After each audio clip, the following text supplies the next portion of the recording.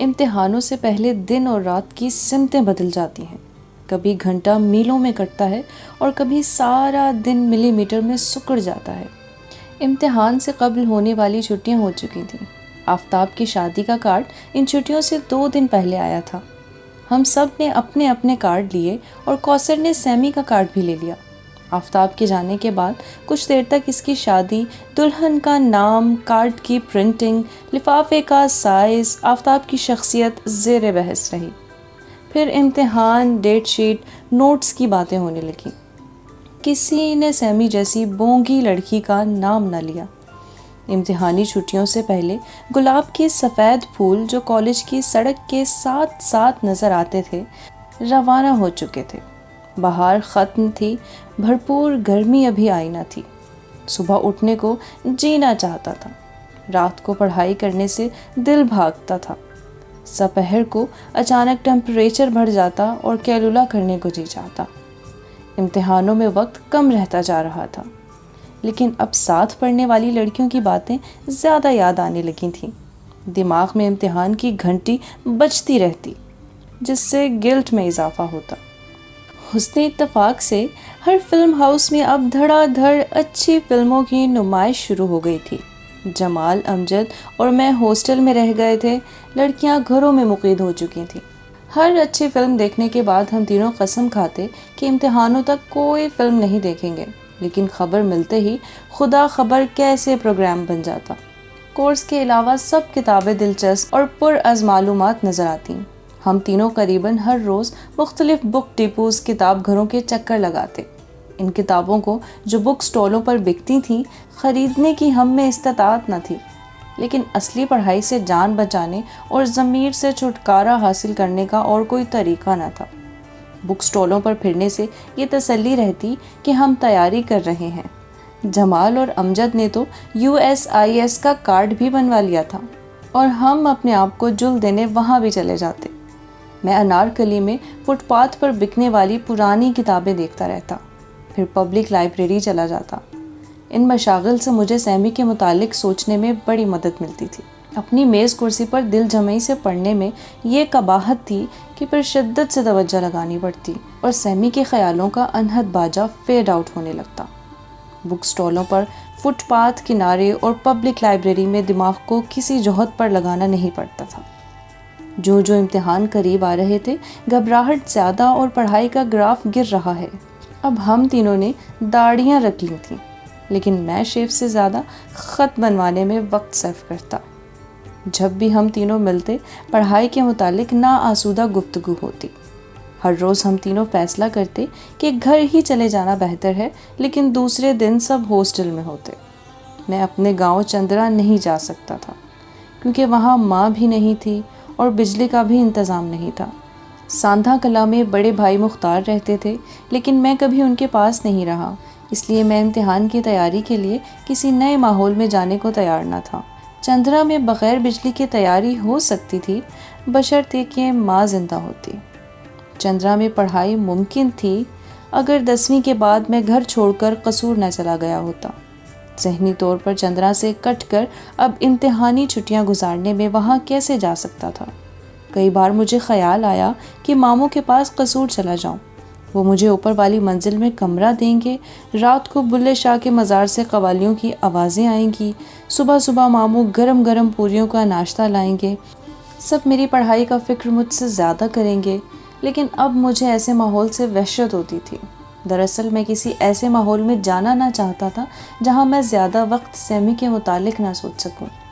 پتہ نہیں کیوں مجھے احساس ہوتا تھا کہ اگر میں نے ہاسٹل کا کمرہ چھوڑا تو کہیں اس کے در و دیوار کے ساتھ ہی سیمی بھی پیچھے نہ رہ جائے۔ آفتاب کی شادی سے ایک رات پہلے کا واقعہ ہے۔ میں بنیان پاجامہ پہنے اپنا بستر گول کر کے کمر کے پیچھے لگائے پڑ رہا تھا کہ دروازے پر دستک ہوئی۔ میرا خیال تھا دستک گول کر جاؤں کیونکہ ہاسٹل کے لڑکے کافی وقت ضائع کر دیتے تھے، لیکن پھر آواز آئی، قیوم۔ میں نے دروازہ کھولا، وہ سامنے کھڑی تھی۔ سیمی کو دیکھ کر میں پسینے میں نہا گیا۔ وہ پہلے سے زیادہ دبلی، لمبی اور زرد لگ رہی تھی۔ آج اس کے کٹے ہوئے سرخ بال کھلے تھے اور کینوس کا بیگ اس کے ساتھ نہ تھا۔ وہ پہلے جیسی نہ تھی، گو ظاہر طور پر اس میں کوئی خاص تبدیلی بھی نہ آئی تھی۔ آپ کب آئیں؟ آئیے نا، ابھی 8 بجے کی فلائٹ سے۔ اپنا سامان YWCA میں رکھا اور یہاں گھر نہیں گئیں آپ؟ میں نے تکلف سے پوچھا۔ کون سا گھر؟ ابھی تک تم میرا گھر نہیں بھولے؟ وہ رول کیے ہوئے بستر پر بیٹھ گئی۔ ویکینڈ کے لیے آئی ہوں، YW میں میری ایک دوست رہتی ہے، ویکینڈ کے لیے رکھ لے گی مجھے سمجھ نہ آ رہی تھی کہ اس سے کس موضوع پر بات کروں۔ اب تو کالج سے ہی گئیں، بغیر ملے ملائے جانا پڑتا ہے۔ میں نے اس بونگھی ٹیڑھی کم شکل عاشق غیر کو دیکھا۔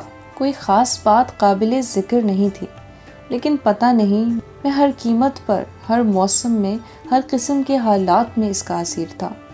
تم بہت دبلے ہو گئے ہو، اب تم بانڈ فلمز میں ہیرو نہیں بن سکتے۔ یہ لمحہ عرض حال کا تھا، لیکن جتنی جلدی اس نے میرے متعلق یہ جملہ کہا، اتنی ہی سرعت سے وہ غائب ہو گئی۔ تم نے پوچھا نہیں کہ میں کیوں آئی ہوں لاہور؟ میں نے اب بھی سوال نہ کیا۔ میرا دل کہتا تھا کہ وہ آفتاب کی شادی پر آئی ہوگی۔ کون کون جا رہا ہے شادی پر؟ جمال اور امجد، میں نے جواب دیا۔ اور تم؟ آفتاب میرا روم میٹ تھا، میرا دوست نہیں تھا۔ شاید میں تمہیں پہلے بھی بتا چکا ہوں۔ مجھے کوثر نے کارڈ بھیجا تھا، کمینی، کبھی خط نہیں لکھا اور کارڈ پوسٹ کر دیا۔ قیوم، تم مانو گے تو نہیں، لیکن مجھے پتہ چل گیا تھا پہلے ہی کہ اس کی شادی کس دن ہوگی۔ میں نے کارڈ ملنے سے بہت پہلے کل کی تاریخ اپنی نوٹ بک میں لکھی تھی۔ اس نے نوٹ بک دکھانے کے لیے بیگ تلاش کیا۔ افسوس، میں نوٹ بک کینوس والے بیگ میں بھول آئی ہوں۔ تمہیں کیسے شک تھا؟ کیسے؟ بس مجھے معلوم تھا کہ وہ 14 تاریخ کو شادی کرے گا۔ 14 تاریخ اتوار کا دن آسمان پر ہلکے ہلکے بادل ہوں گے اور اس کی شادی کی رات کو بارش ہوگی، گرج چمک کے ساتھ۔ تم جاؤ گے نا اس کی شادی پر؟ کس لیے؟ میں وہاں کسی کو نہیں جانتا، میں وہاں جا کر کیا کروں گا؟ تمہیں جانا پڑے گا قیوم، میری خاطر۔ دیکھو، میں پنڈی سے محض اسی لیے آئی ہوں۔ تم مجھے آ کر بتانا اس کی دلہن کیسی ہے۔ تم خود چلے جاؤ، تمہارے پاس کارڈ ہے کوثر کا بھیجا ہوا، بلکہ تم تو دلہن کو زیادہ قریب سے دیکھ سکتی ہو۔ ہاں، جا سکتی ہوں، دیکھ سکتی ہوں، لیکن کیا؟ بس قیوم، میں بہادر لگتی ہوں، لیکن صرف لگتی ہوں، اندر سے نہیں ہوں۔ قیوم، پلیز فار مائی سیک، آفتاب کی بیوی کو دیکھا نا، میں نے سنا ہے وہ بہت خوبصورت ہے۔ تمہیں کس نے بتایا؟ وہ آفتاب کی کزن ہے، ویسی ہی ہوگی آفتاب جیسی۔ سیمی کے اندر دھسی ہوئی آنکھوں میں آنسو آ گئے۔ تم جاؤ گے نا؟ میں نے اس کی کوٹھی دیکھی ہے، کل ڈیوس روڈ کی اس کوٹھی میں کتنی روشنی ہوگی۔ آفتاب دلہا بن کر باہر نکلے گا تو تم اسے دیکھ لینا قیوم۔ وہ یکدم سیمی چپ ہو گئی۔ چلو ہم اکٹھے چلیں گے۔ وہ ڈر گئی۔ بھلا میں کیسے جا سکتی ہوں وہاں؟ اس کی بیبے مجھے قتل کر دے گی فوراً۔ کون جانے آفتاب بھی برا مان جائے۔ میں نے سیمی کا ہاتھ پکڑا اور محبت سے کہا، سنو سیمی، گو اپنی نصیحت پر خود عمل نہیں کر سکتا، لیکن میرا فرض ہے کہ ایک بار میں صورتحال سے تمہیں اچھی طرح روشناس کراؤں۔ مثلاً تم کیا کر رہی ہو پنڈی میں؟ ایک ایئر ٹریول ایجنسی ہے، اس میں ملازم ہو۔ تم MA کرو، واپس آ کر مکمل کرو اپنی تعلیم۔ وہ اونچے اونچے ہنستی۔ میں تعلیم یافتہ ذہین عورتوں سے نفرت کرتی ہوں، کمبخت بلا کی جھوٹی ہوتی ہیں، اور پھر جب تک آفتاب لاہور میں ہے میں یہاں کیسے آ سکتی ہوں؟ سب کچھ پھر سے شروع ہو جائے گا۔ ذرا غور سے سوچو، آفتاب کی شادی ہو رہی ہے، تم کیوں خود بخود دیس نکالا لے رہی ہو؟ اپنے ماں باپ سے سمجھوتا کر لو سیمی، مشرق میں سب اولاد سمجھوتے کے لیے پیدا ہوتی ہے۔ وہ چپ چاپ بستر کی چادر میں تارے نکالنے لگی۔ قیوم، بڑی مشکل ہے، میں تو سمجھوتا کر لوں، لیکن میری وجہ سے ان دونوں کو آپس میں بڑے سمجھوتے کرنے پڑتے ہیں، اکٹھے تقریبات میں جانا پڑتا ہے۔ جب بھی میں گھر پر رہوں ان دونوں کو میری خاطر محبت کی فضا کا انتظام کرنا پڑتا ہے۔ بجلی، گیس، ہاٹ کولڈ واٹر کی طرح بڑا بل آتا ہے محبت کا۔ وہ دونوں بیچارے بڈھا بڈھی جوان بننے کی کوشش کرتے ہیں، الگ الگ میری خوش آمدیں کرتے ہیں۔ میں ان دونوں سے محبت کرتی ہوں قیوم، جب وہ دونوں میری وجہ سے سمجھوتے کرتے ہیں تو مجھے بڑی تکلیف ہوتی ہے۔ شاید وہ اب بھی سمجھوتے کرتے ہوں، اب بھی شاید، لیکن اب میں دیکھ نہیں سکتی۔ میں نے سوال کرنے کے لیے منہ کھولا اور پھر چپ ہو گیا۔ پوچھو پوچھو پوچھو نا۔ میں بڑی دیر چپ رہا۔ اصل سوال ہمیشہ نکٹائی کی گرہ بن کر میرے ہی حلق کا ناطقہ بند کرتے رہے ہیں۔ آفتاب کو بھی بڑے سمجھوتے کرنے پڑتے تھے میری وجہ سے، اسی لیے تو میں نے کالج چھوڑ دیا۔ مجھے بڑا ترس آتا تھا آفتاب پر۔ کیوں آخر؟ ایک بار پھر میں نمکین پانی تھا اور وہ مجھ سے سلور نائٹریٹ کی تلچھٹ کی طرح بغیر ملے ہوئے بیٹھتی جا رہی تھی۔ کالج میں اسے مجھ سے محبت کرنی پڑتی تھی، گھر جا کر اپنی کشمیرن بیبے کے ساتھ شادی کے امور میں دلچسپی لینی ہوتی تھی، پھر شام کو اپنی کزن کے گھر بھی جانا ایک معمول تھا اس کا۔ اللہ جانے وہ مجھ سے محبت کرنے میں زیادہ مجبور تھا کہ کزن کے ساتھ شادی کروانے میں۔ اب تو یہ باتیں میں اس قدر سوچ چکی ہوں کہ اگر مجھے جواب بھی مل جائے تو میں عادتاً یہی کچھ سوچتی رہوں گی باقی ساری عمر۔ آفتاب کی محبت سیمی کی عادت بن گئی تھی، اور میری محبت، اس کے اظہار کا بھی ابھی تک مجھے موقع نہ ملا تھا۔ سیمی نے مجھے آستین سے پکڑ کر التجا کی، سنو قیوم، تمہیں شادی پر جانا ہوگا، جانا پڑے گا، دیکھو تم انکار نہیں کر سکتے، وعدہ کرو، پرومس، وعدہ، ایسے نہیں، ہاتھ ملا کر وعدہ۔ میں نے سیمی کا ہاتھ گرفت میں لے لیا، جلتی استری پر چھن سے جیسے پانی کی بوندیں پڑی۔ اس کا ہاتھ میرے ہاتھ میں پڑتے ہی غائب ہو گیا۔ زیبا کے ہونٹ پر تل ہے، غور سے دیکھنا قیوم، بائیں طرف گہرے سبز رنگ کا تل۔ تمہیں کس نے بتایا؟ مجھے کوئی کچھ نہیں بتاتا، بس مجھے پتہ ہوتا ہے۔ یاد رکھنا قیوم، ہونٹ پر۔ شادی انٹر کانٹیننٹل میں تھی، گہری شام کی ہائی ٹی، سارا انتظام سوئمنگ ٹینک کے ارد گرد کی غلام گردشوں میں تھا۔ مجھے کوئی مجبوری نہ تھی، لیکن میں جمال اور امجد سے بہت پہلے پہنچ گیا۔ یہ تاجر پیشہ لوگوں کی شادی تھی، اس میں شرکت کرنے والے لوگ شہر کے ایلیٹ تھے۔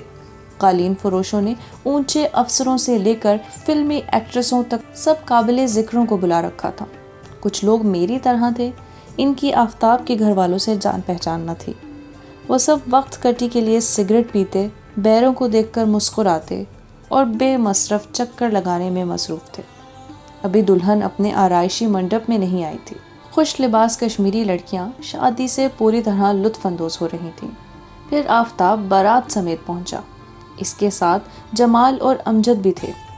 باراتوں کو لوٹنے کا عہد گزر چکا، لیکن آفتاب کو آگے آتے دیکھ کر میرا جی چاہا کہ اس وقت کوئی 6 فٹا نوجوان کہیں سے آ جائے، پھر آفتاب کو قتل کر کے وہ اس کی زیبا کے ساتھ فرار ہو جائے۔ سارے سندھوری میز پوش، ان پر سجے ہوئے بھاری بھاری کانسی کے برتن، پیسٹری سٹینڈ، ایش ٹرے تتر بتر ہو جائیں۔ کاریں سفید کشمیری لڑکیوں کو پیک کر کے موٹی فربا عورتوں کو بھگا کر نکل جائیں۔ نیلے سوئمنگ ٹینک میں تیرنے والی امریکی اور جرمن لڑکیاں چیخیں مار کر اوپر والے کمرے کو دوڑیں۔ آفتاب کی لاش کم خواب کی شیروانی اور تلے کی جوتی سمیت سوئمنگ ٹینک پر تیرتی رہے۔ ہوٹل کا عملہ پولیس کے آنے تک اندر چھپا رہے اور 14ویں رات کی چاند کے علاوہ اس لاش کو دیکھنے والا کوئی اور نہ ہو۔ پھر میں YW پہنچوں اور سیمی کو بتاؤں کہ زیبا کے سابق عاشق نے آفتاب کو قتل کر دیا ہے اور دلہن کے ساتھ فرار ہو گیا ہے۔ سیمی نڈھال ہو جائے، پچھلے باب کا اختتام ہو، اور آہستہ آہستہ دھیرے دھیرے جب سیمی دوبارہ زندہ ہو تو اس کی ہر خوشی، ہر غم مجھ سے وابستہ ہو جائے۔ خواب جب اس قدر فاسد قسم کے ہوں تو ان کے دیکھنے والے عموماً خوش نہیں رہ سکتے، اسی لیے عین وقت پر نکاح ہوا۔ تمام مہمان گو مغربی تہذیب میں سنے ہوئے تھے، لیکن انہوں نے شوق سے نکاح کے جوہارے کھائے۔ پھر منڈپ میں دلہا دلہن ایک ساتھ بیٹھے۔ پریس فوٹوگرافر کے علاوہ امجد نے بھی تصویریں کھینچیں، سلامیاں دی گئیں، سب کچھ ٹھیک ٹھاک ہوتا رہا۔ پتہ نہیں کیوں آفتاب کی شادی مجھے ٹیلی ویژن کا فلور شو لگ رہا تھا۔ مجھے شبہ تھا کہ ابھی یہ سارا سیٹ ایکٹر ایکٹریسوں سمیت اپنے اپنے گھر چلا جائے گا، پھر نہ کوئی شادی ہوگی نہ کوئی دعوت۔ لیکن منڈپ میں دلہن بیٹھی تھی، نتھ کے نیچے ہونٹ پر تل لیے وہ مسکراہٹیں دبانے کی کوشش کر رہی تھی۔ اس کے پاس آفتاب دونوں نتنوں سے ہنس رہا تھا۔ اس کی کسی حرکت سے تعصب، غم یا ملیہ میٹ ہونے والی کسی کیفیت کا سراغ نہیں ملتا تھا۔ میں سیمی کو اس گونڈے آفتاب کی شکل کیسے دکھاتا؟ کاش اس وقت میرے پاس کوئی پولورائڈ کیمرہ ہوتا تو میں بھی آدھ گھنٹے میں اس کی تصویریں بنا لیتا۔ پھر شاید سیمی یقین کرتی کہ جو کچھ نہ ہونا تھا ہو چکا۔ میں جو کہ آفتاب کا روم میٹ تھا اس لیے اس سے بہت بعد میں ملا، بہرے چائے کے برتن اٹھانے میں مصروف تھے۔ کچھ اہم مہمان جانا چاہتے تھے۔ آفتاب کی بھاری بھرکم ماں انہیں مسکراہٹوں کے ساتھ رخصت کر رہی تھی۔ اب بھی جوان لڑکیاں بجلی گرانے کے لیے بالیاں، بال اور چوڑیاں درست کیے جا رہی تھیں۔ میں نے زیبا کے ہونٹوں کا تل دیکھ لیا تھا اور باقی شادی میں میرے لیے اب کوئی نظر فریب بات نہ تھی۔ پھر امتحان کا خیال بھی تھا۔ میں کھسک جانے کا راستہ بھانپنے میں مشغول تھا جب آفتاب میرے پاس آ کر بیٹھ گیا۔ واقعی آفتاب وہ سب کچھ تھا جس کی لڑکیاں آرزو کرتی تھیں۔ لڑکی کوئی نہیں آئی، آفتاب نے کہا۔ پتہ نہیں وہ کس لڑکی کے بارے میں پوچھنا چاہتا تھا۔ لڑکیاں یار پڑھاکو ہوتی ہیں، وہ کیوں اپنا ٹائم ویسٹ کریں گی؟ باقی سب کا کیا حال ہے؟ باقی سب سے خدا جانے اس کا کیا مطلب تھا۔ خوب پڑھائیاں ہو رہی ہیں؟ اس نے سوال کیا۔ کیا یار، پتہ نہیں سبجیکٹ واہیات ہے کہ ہم لوگ بیہودہ ہیں۔ کچھ دیر خاموشی رہی۔ پتہ نہیں میں نے کیوں محسوس کیا کہ آج وہ مجھ سے فروئی باتیں نہیں کرنا چاہتا تھا۔ سیمی آئی ہے؟ پتہ نہیں میں نے کیوں کہا۔ کہاں؟ یکدم اس نے سارے میں نظر دوڑائی۔ یہاں نہیں آئی، ویسے آئی ہوئی ہے۔ آفتاب جیسے مایوس ہو گیا۔ اچھا، کب؟ کل شام۔ کچھ دن رہے گی؟ صرف ویکینڈ۔ آفتاب کا رنگ پھیکا پڑ گیا۔ اس کا سارا دلہا پن، خوبصورتی، مسکراہٹ رخصت ہو گئی۔ سیمی کے ذکر نے یکدم ہمیں اس قدر قریب کر دیا جیسے ہم ہمیشہ کے دوست تھے، روم میٹ نہیں۔ آفتاب کے چہرے سے لگتا تھا جیسے وہ ٹیپ ریکارڈر کی طرح بولنا چاہتا ہے، لگاتار، انتھک گول گول چکروں میں، کبھی ٹون گرا کر، کبھی والیوم بڑھا کر۔ ایسے خاموش لڑکے سے اتنی باتوں کی مجھے امید نہ تھی۔ عجیب بونگی لڑکی ہے وہ، حالات سے، اپنے آپ سے، کسی دوسرے سے سمجھوتا کرنے والی نہیں۔ آفتاب نے منڈپ کی طرف دیکھا۔ دلہن میں اب عمومی دلچسپی کم ہو چکی تھی اور اسے اس کے گھر والی عورتیں، سہیلیاں اور چھوٹی بچیاں گھیرے میں لیے بیٹھی تھیں۔ شاید آفتاب کو زیبا سے بھی محبت تھی۔ سیمی کبھی نہیں سمجھ سکتی۔ وہ بہت زیادہ زندہ ہے، محبت کرتی ہے، جی جان سے۔ زندگی حساب کا سوال نہیں ہے، لیکن وہ اسے کس فارمولے سے حل کرنا چاہتی ہے۔ نمبر 1، نمبر 2، 3 والا بے تکان بول رہا تھا۔ سب کا اپنا طریقہ ہے آفتاب، ہم کسی پر اپنا طریقہ ٹھونس نہیں سکتے۔ اس نے گلے سے تمام ہار اتار کر سامنے میز پر رکھ دیے اور پھر ٹنڈ منڈ ہو کر کرسی سے پشت لگا لی۔ آفتاب کم گو تھا۔ وہ صرف امجد کے ساتھ سیمی کے ٹاپک پر باتیں کر سکتا تھا، لیکن اس وقت پتہ نہیں کیوں وہ اس قدر بھاری بھرکم باتیں کرنے لگا۔ زندگی سے موت تک کئی راستے ہیں۔ جس راستے پر بھی جاؤ قیوم، اس کی کچھ راحتیں ہوتی ہیں، اس میں کچھ تکلیفیں پیش آتی ہیں، کچھ اس راہ پر چلنے کے تمغے ہوتے ہیں، کچھ قیمتیں ادا کرنی پڑتی ہیں۔ دراصل کوئی راہ اختیار کر لو، کسی راستے پر پڑ جاؤ، وقفہ اتنا لمبا ہے کہ مسافر کا سانس اکھڑے ہی اکھڑے۔ کیا آفتاب ہمیشہ سے ایسا تھا یا کسی واقعے نے اس کی طبیعت کو بدل دیا تھا؟